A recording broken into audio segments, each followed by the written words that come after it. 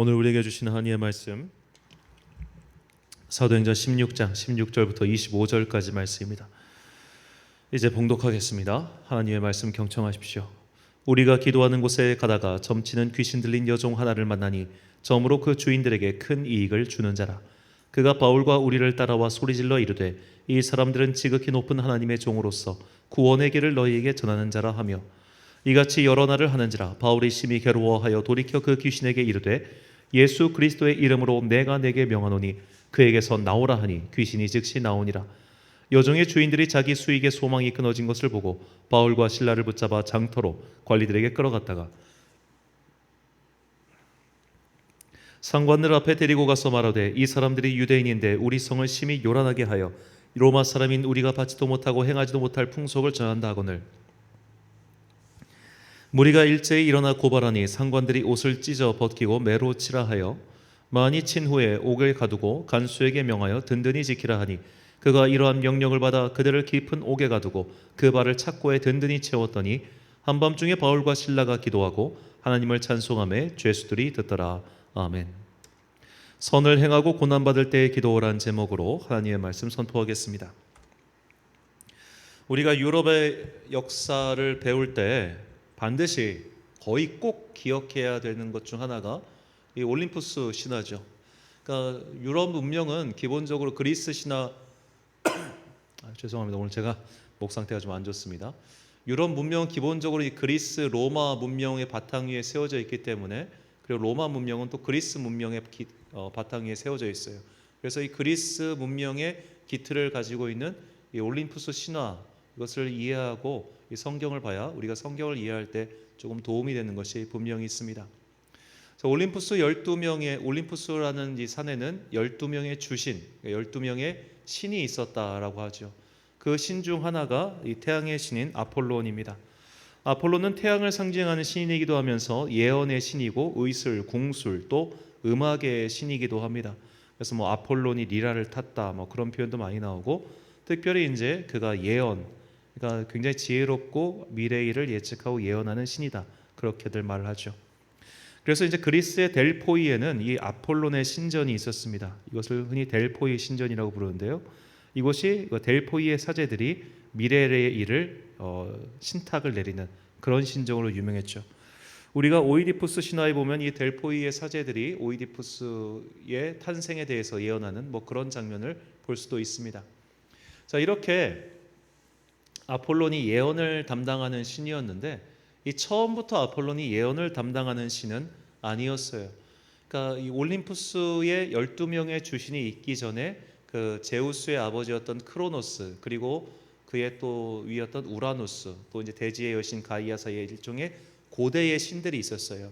이 고대의 신들과 이 신생신들 즉 제우스를 위시한 신생신들이 전쟁을 벌여서 이 제우스를 위시한 신생신들이 이겨서 12명의 주신이 된 거고 이 고대의 신들은 모두 다 사라지게 됐습니다. 이것을 이제 약간 신화학적으로 분석하면 이 그리스 문명이 원래 에게해 문명인데 이 에게해 문명이 패퇴하고 그리스 문명이 위에 올라갔다 그렇게들 해석하기도 하죠. 이때 아폴론에게 죽임을 당한 예언의 신이 있었어요. 그 예언의 신의 이름이 피톤이었습니다. 이 아폴론 이전의 예언의 신인데 이 예언의 신의 형상이 바로 뱀이었어요. 관심 있으신 분들은 알겠지만 그 의술의 신 같은 경우도 뱀이 형상화되어 있습니다. 그러니까 고대의 뱀이라고 하는 것, 특히 이제 그리스 문화권에서 뱀이 허물을 벗잖아요. 그러다 보니까 뱀이 영생을 상징하는 그런 동물이었고, 특별히 이제 뱀이 지능이 높다고 생각해서 어떤 굉장히 영험한 동물이다 그렇게들 생각을 했습니다. 그래서 이 뱀의 형상을 갖고 있던 피톤이라는 신이 예언을 담당하는 그런 신이었는데 이게 아폴론에게 자리를 뺏기게 되죠. 자, 이것을 바꿔 말하면은 고대에 피톤을 섬기는 무리가 있었는데 아폴론을 섬기는 무리에게 밀린 거예요. 그래서 피톤을 섬기는 사람들은 다 저쪽 방구석에 꼬르륵 박힌 어떻게 보면 굉장히 그 하위 신을 섬기는 그런 좀 하층민이 되고 만 것이죠. 반면에 이제 아폴론의 사제들 델포이 신전의 신탁을 받는 그 사람들은 계속해서 승승장구했다. 이것을 우리가 기억하고 오늘 본문을 다시 봐야 합니다. 자, 오늘 본문에 보면은 이 귀신 들린 여종의 이야기가 나오죠. 바울 일행이 이제 유럽의 첫 번째 관문인 빌립보에 도착해서 그곳에서 자주 옷감 장사 루디아의 집에서 드디어 이제 빌립보 교회를 시작합니다. 이제 가정 교회로 시작하는 거죠. 그리고 이제 빌립보 시내를 돌아다니다가 이 귀신 들린 여종 하나를 발견하는데 그 귀신 들린 여종이 계속해서 바울 일행에게 당신은 높으신 하나님을 섬기는 종들이다라고 외치고 다니는 장면이죠. 자, 이 본문 말씀 우리가 다시 한번 보겠습니다. 16절 말씀. 우리가 기도하는 곳에 가다가 점치는 귀신 들린 여종 하나를 만나니 점으로 그 주인들에게 큰 이익을 주는 자라. 자, 여기서 이제 우리는 점치는 귀신, 이걸 좀 주목해 봐야 합니다. 자, 이 헬라어 원문을 보니까 여기서 귀신 들리는 헬라어가 피톤이에요. 피톤. 그러니까 그냥 귀신이 아니고 이 피톤의 귀신, 즉 피톤을 섬기는 여사제였다는 뜻입니다. 자, 이 피톤이라는 단어는 이제 신약 성경에서 오늘 본문에밖에 등장하지 않습니다. 이 대명사를 사용함으로써 우리는 이 소위 말해 귀신 들린 여자 무당, 이 여자의 상황을 좀 더 입체적으로 볼 수 있게 됩니다. 자, 오늘날도 아무리 영험한 무당도 그 무당을 보는 시선이 우리가 그렇게 곱겠습니까? 고대에도 마찬가지였습니다. 소위 말해 영험한 신을 섬기는 여사제라고 할지라도 그들을 경외하고 두려워했지 친근하게 대하지는 않았어요. 그런데 소위 말해 좀 유명한 신들, 아폴론, 제우스, 헬라, 아테네 이런 신을 섬기는 사제들은 요즘 말로 치면 메이저예요. 메이저리그.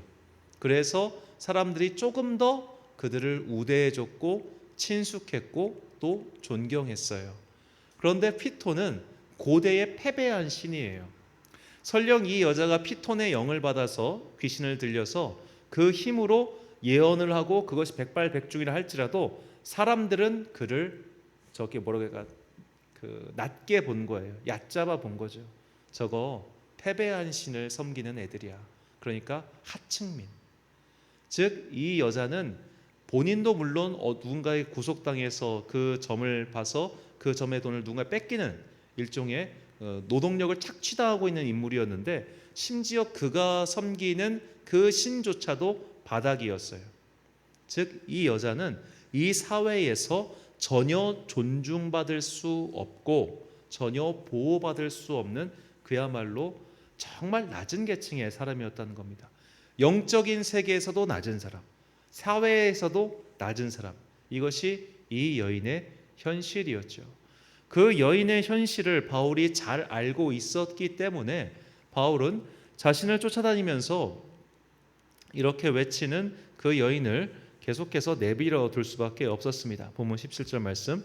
그가 바울과 우리를 따라와 소리질러 이르되 이 사람들은 지극히 높은 하나님의 종으로서 구원의 길을 너희에게 전하는 자라 하며.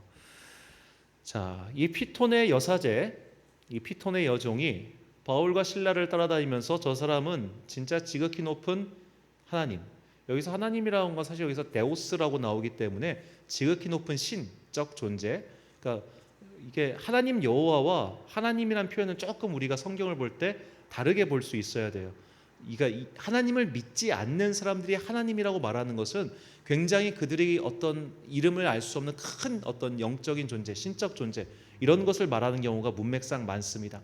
이 피톤의 여사제가 여호와 하나님을 알았기 때문에 그거 하나님을 섬기는 자다 이렇게 말한 게 아니고 그 대중인들이 볼 때는 정말 놀라운 힘을 가진 어떤 신을 섬기는 대단한 사람이다라는 것을 광고하고 다닌 거예요. 자, 그러니까 이 바울 일행 입장에서 이게 얼마나 곤란했겠습니까? 왜냐하면 그들은 지금 가정교회를 하고 있습니다. 그리고 지금 이전까지 해보지 않은 방법으로 새롭게 선교 사역을 시작하는 거예요. 즉 드러내놓고 과거처럼 유대인 회당이라고 하는 곳에서 공적인 장소에서 공적인 활동을 지금 하기가 조금 난감한 상황이었던 것이죠. 그런데 지금 이 여자가 따라다니면서 PR을 해주고 있는 거예요. 광고를 알아서 해주고 있어요. 이것이 오늘날처럼 우리가 교회가 광고를 해야 되는 입장이라면 감사할 일이지만 그 당시엔 아직 조심스러웠고 더군다나 지금 이 피톤의 여사제가 바울 일행을 홍보해 주는 것은 별 도움이 되지 않았습니다. 왜냐하면 피톤이라고 하는 신에 대한 취급이 굉장히 낮은 취급을 당하고 있었기 때문이죠. 낮은 취급을 당하고 있는 사람이 쟤들 대단한 애들이야 그렇게 이야기하면 사람들이 그래 뭐 특별한 사람인가 보다 그렇게 생각했을까요? 끼리끼리 놀고 있네. 그게 무시했겠죠. 오히려 그런 상황이었기 때문에 바울이 난감했던 것이죠. 자, 그렇다면 바울은 왜 바로 그 여인에게 들린 그 영을 쫓아내지 않고 오히려 며칠 동안 그를 잠잠히 기다렸을까요? 자, 우리가 이 소말리아 같은 나라가 특히 그런데 이 소말리아의 해적들은 나이가 보통 13살, 15살 때부터 해적질을 시작한다고 합니다. 소년병이라고 하죠. 이 세계는 이런 소년병들이 많아요. 그러면 이 소년병들을 없애기 위해서 그 조직을 쳐들어가서 조직을 모두 파해버린 다음에 소년병들을 해방해주면 그 소년병의 문제가 해결이 됩니까? 소년병이 왜 병사가 됐을까요? 자진해서 먹을 게 없어서입니다. 먹을 게 없어서. 먹는 문제를 해결해주지 않고 그 집단을 와해시켜버리면 정말 문제가 생기는 것이죠. 자, 아까 말씀드린 것처럼 이 여자는 영적인 세계에서도 하위층이고 세상 세계에서도 하위층이었어요. 바울이 지금 이 여자를 해방시켜주면 이 여인은 과거보다 더 비참한 상황이 될 수 있는 가능성이 있었기 때문에 바울은 굉장히 그것을 조심했던 겁니다. 바울의 배려라고 볼 수 있겠죠. 하지만 더 이상은 이제 두고 볼 수 없는 상황이 되었기 때문에 바울이 그에게 이렇게 이야기합니다. 본문 18절 말씀. 이같이 여러 날을 하는지라 바울이 심히 괴로워하여 돌이켜 그 귀신에게 이르되 예수 그리스도의 이름으로 내가 내게 명하노니 그에게서 나오라 하니 귀신이 즉시 나오니라. 아멘. 자, 우리말 성경은 그 귀신이라고 기록되었지만 헬라어 원문은 그냥 푸뉴마라고 되어 있습니다. 푸뉴마는 좀 더 포괄적인 뜻의 영을 가리키는 말이죠. 자, 이 18절 말씀은 사실 오늘 본문의 제가 주제가 아니기 때문에 깊이 다루지 않겠습니다만 굉장히 중요한 주제예요. 왜냐하면 우리가 예수님의 사역에서 소위 말해 축귀 사역이 있지 않습니까? 그럼 거기에 나오는 영들은, 그러니까 마귀들은 보통 다이몬이라고 나와요. 그러니까 일종의 잡신, 귀신 뭐 그런 거예요. 그런데 오늘 여기서는 그 귀신을 그냥 영이라고 표현합니다. 그러니까 그리스 신화에 나오는 그런 영적인 존재들, 즉 사람들이 생각할 때 그냥 흔해 터진 잡신이 아니라 소위 말해 능력이 있다고 말하는 그런 너희가 생각하는 고대의 신들조차도 예수 그리스도의 이름 앞에서는 아무런 힘을 발휘할 수 없어 라는 것을 오늘 본문 속에서 우리가 발견할 수 있다는 겁니다. 그래서 성경 저자는 그냥 귀신이라 하지 않고 그 영을 향하여 라고 말하는 거예요. 그 피톤이라고 하는 고대의 사람들이 섬기는 그 영에 대하여 그렇게 말하는 것이죠. 자, 이처럼 바울이 그 영을 결국 그 여인에게 쫓아냅니다. 그리고 바울이 예상했던 것과 같은 일이 벌어지죠. 그 여인을 통해서 돈을 벌고 있었던 그 악한 사람이 바울과 실라 일행을 고발하여 바울과 실라는 감옥에 갇히게 됩니다. 자, 바울 일행은 정말 많은 매질을 당하고 감옥에 갇혀서 착고가 채워졌지요. 이 상황을 한번 우리가 머릿속에 그려봅시다. 우리 상황에 대비해서 신중하게 접근했습니다. 그 여인의 상황을 다 알고 있었습니다.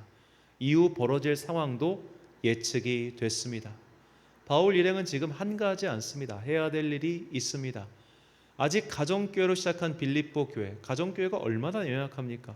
지도자가 세워져 있지 않으면 금세 무너질 수 있는 교회가 가정교회인데 그 가정교회의 루디아를 제대로 세워야 됐고 또 루디아는 옷장 사야 되니까 돌아다녀야 되잖아요. 두아디아라와 빌립보로 그 바다 건너가야 된단 말이에요. 그게 멀리 왔다 갔다 하는 사람인데 그 안가에서 시작한 빌립보 교회인데 이 교회를 잘 다스리고 또 세우려면 시간이 필요했고 노력이 필요했어요. 근데 그 모든 것들이 지금 막힌 거예요. 그 모든 것들을 멈춰야 되는 상황이 온 거예요. 그만큼 바울 일행은 심히 고민하면서 어려운 중에도 선을 행한 겁니다. 그런데 결국 돌아온 것은 감옥행이었죠. 그냥 감옥 간 게 아니고 채찍에 맞아가며 그 당시 채찍질은 우리가 예수님 영화에서 봤다시피 그냥 채찍이 아니죠. 상당히 아픕니다. 기록에 따르면 채찍 같은 경우 잘못 맞으면 한 대 맞고 죽는다고 합니다. 쇼크로. 그 정도로 아프죠. 더군다나 발에 착고까지 채워져 있습니다. 그렇게 감옥에 갇혀 있을 그때 바울과 실라는 다음과 같이 행동하죠. 본문 25절 말씀. 한밤중에 바울과 실라가 기도하고 하나님을 찬송하며 죄수들이 듣더라. 아멘. 자, 우리는 바울과 실라가 어떻게 기도할 수 있었을까? 어떻게 심지어 찬송할 수 있었을까? 그들의 행동에 대해서 궁금하게 생각해야 됩니다. 어떻게 이것이 가능했을까요? 바울과 실라 그들은 우리가 선을 행하고 고난을 받는 것이 지극히 당연하다는 것을 알고 있었습니다. 이것이 우리와 결정적으로 다른 점입니다. 우리는 우리가 하나님의 일을 하고 하나님 나라를 위하여 헌신하고 하나님께 많은 것을 드리면 드릴수록 세상에서 복을 받는다고 착각해요. 많은 사람들이 그렇게 이야기합니다. 우리가 주님께 드려보십시오. 주님께서 우리를 채워주십니다. 물론 저도 그런 경험이 있고 그것을 의심하지는 않습니다. 하지만 채워주시는 때는 주님께서 정하시는 거예요. 그 채워주심은 나 때에 일어날 수도 있지만 나 때에 일어나지 않을 수도 있어요. 동시에 우리가 이 현세에서 그것을 얻을 수 있지만 현세에서 얻지 못하고 저 하늘나라에서 얻을 수도 있는 거예요. 그러므로 이 현세에서 우리가 받은 복의 여부에 따라 하나님의 은혜를 논할 수 없다는 거예요.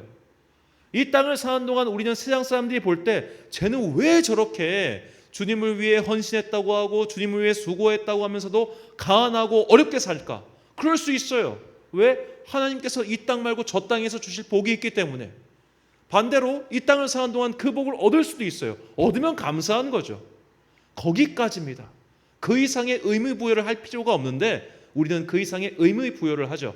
그러다 보니까 내가 주님을 위해서 이만큼 수고했으면 당연히 마땅히 주님께서 나에게 이렇게 대답해야 된다고 생각해요. 내가 30, 40대 시절에 정말로 교회학교 교사, 기타 등등 교회 봉사 열심히 했으면 당연히 내 자식은 좋은 대학 가야 돼요. 내가 주님을 위하여 없는 살림 속에서 경제적인 여건이 어렵지만 다 쪼개가지고 헌금했어요.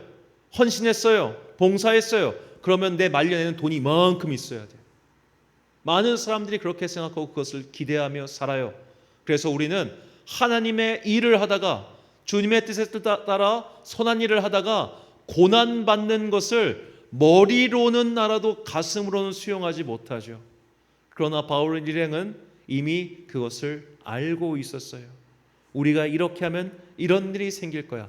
그럼에도 불구하고 우리는 그 길을 가야 돼라는 것을 그들이 알았습니다. 왜 갔을까요? 그들이 받은 소명이 있기 때문이죠. 그래서 사도 베드로는 이렇게 우리가 하나님의 일을 하다가 고난받는 것을 이상하게 여기지 말라고 이렇게 말합니다. 베드로전서 3장 14절과 15절 말씀.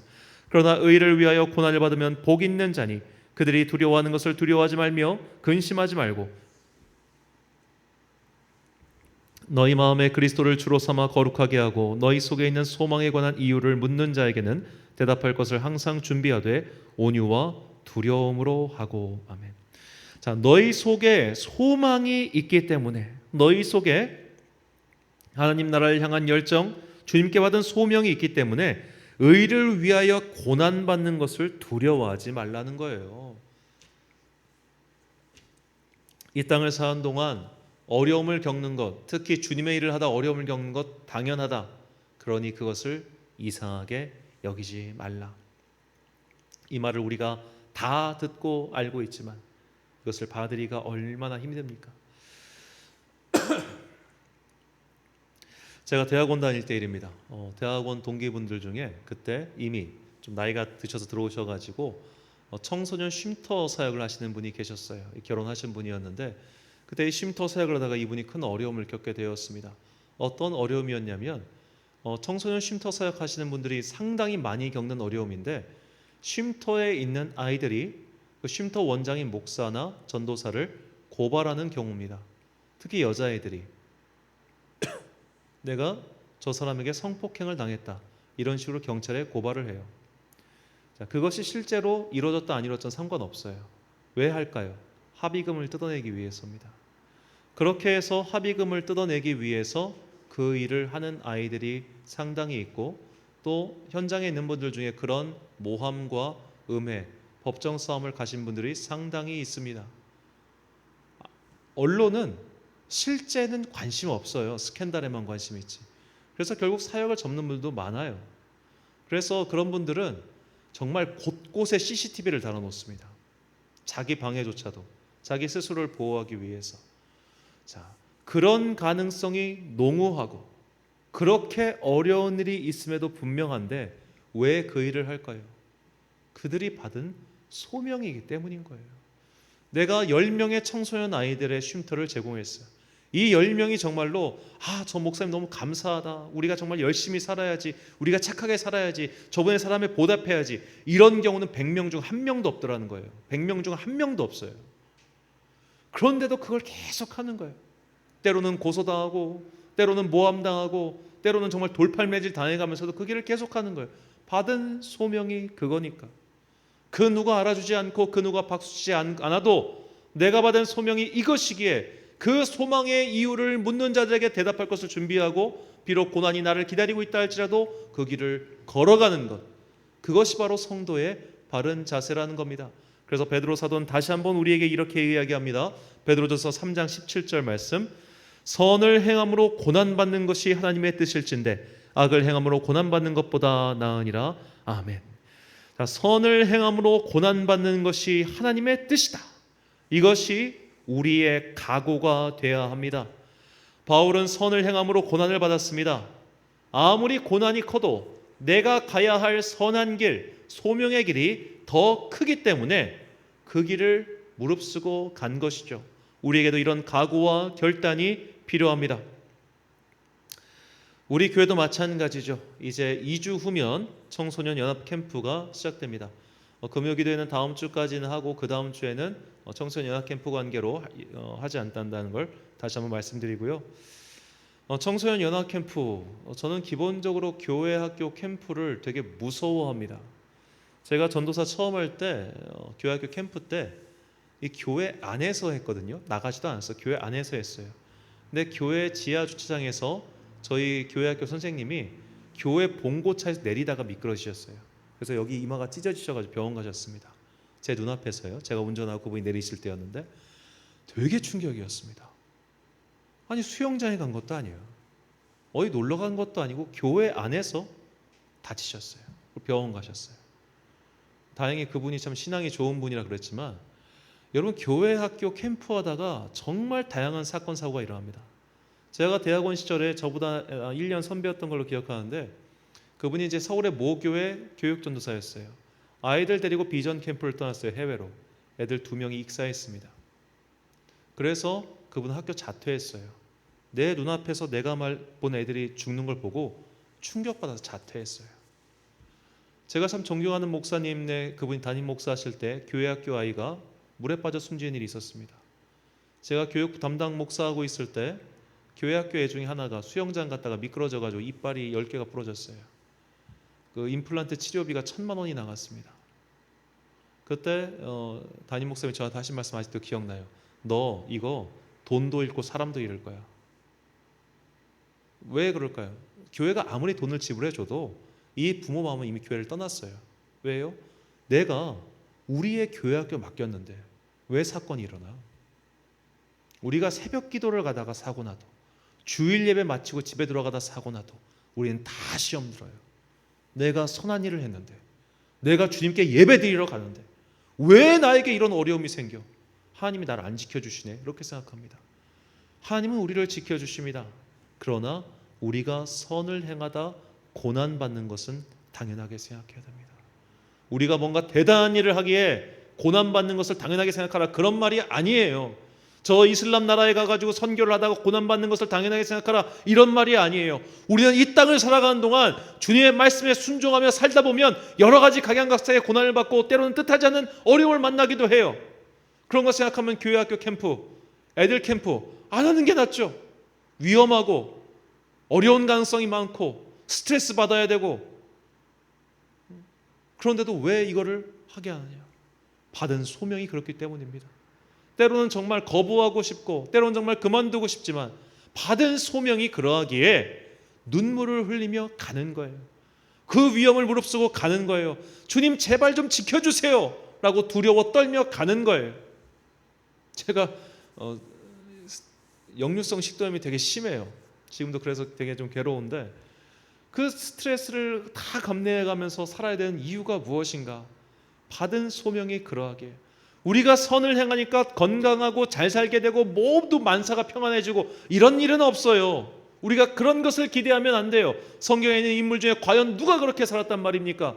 그렇게 산 사람이 거의 없음에도 불구하고 우리는 괜한 환상을 품고서 내가 주님의 일을 하면 복이 이만큼 임하고 내가 주님의 일을 하면 이만큼 경제적인 이득이 생길 것처럼 그렇게 착각하고 살아가지만 선을 행하며 고난받는 것이 하나님의 뜻이라는 것을, 그리고 사도들이 그 고난받는 것을 당연하게 여기고 끝까지 그 길을 걸어갔다는 것을 우리는 반드시 기억해야 됩니다. 이렇게 고난을 견딘 자, 소명 앞에서 후퇴하지 않은 자, 받은 바 그 선한 소망을 지키기 위해서 전심전력으로 싸워 나간 자, 그에게는 주님께서 주시는 복과 은혜가 있을 것이라고 주님께서는 분명히 우리에게 약속하셨습니다. 요한계시록 2장 25절부터 27절까지 말씀 우리 한 목소리로 읽겠습니다. 시작. 다만 너희에게 있는 것을 내가 올 때까지 굳게 잡으라. 이기는 자와 끝까지 내 일을 지키는 그에게 만국을 다스리는 권세를 주리니 그가 철장을 가지고 그것을 다스려 질그릇 깨뜨린 것과 같이 하리라. 나도 내 아버지께 받은 것이 그러하니라. 아멘. 사랑하는 천안광성교회 성도 여러분, 그리고 이 기도에 함께 참여하고 계신 귀한 주님의 자녀 여러분, 우리가 주님의 일을 하다가 고난받는 것은 지극히 당연한 일입니다. 그 당연한 것이 우리 앞에 택배처럼 도착했을 때 너무 마음 흔들리지 마십시오. 고난은 당연한 것이며 어려움은 마땅한 것입니다. 하나님께서 우리를 도와주신다는 것은 모든 것이 순탄하고 어려움이 없다는 그런 뜻이 아닙니다. 이런저런 어려움에도 불구하고 마침내 주님께서 정하신 그 일이 이루어진다는 것입니다. 그래서 바울과 실라는 매를 맞고 감옥에 갇혔음에도 하나님을 찬송할 수 있었습니다. 하나님의 일하심이 무엇인지, 그리고 자신들이 해야 할 일이 무엇인지를 분명히 알았기 때문입니다. 비바람이 앞길을 막고 높은 산이 우리를 막아서도 주님께 받은 소명을 끝까지 지켜 마침내 하나님께 칭찬받는 당신의 주님의 자녀들이 되시길 예수님의 이름으로 축원합니다. 우리 이 마음 담아 찬양한 후에 함께 기도하겠습니다. 비바람이 앞길을 막아도 나는 가리 주의 길을 가리.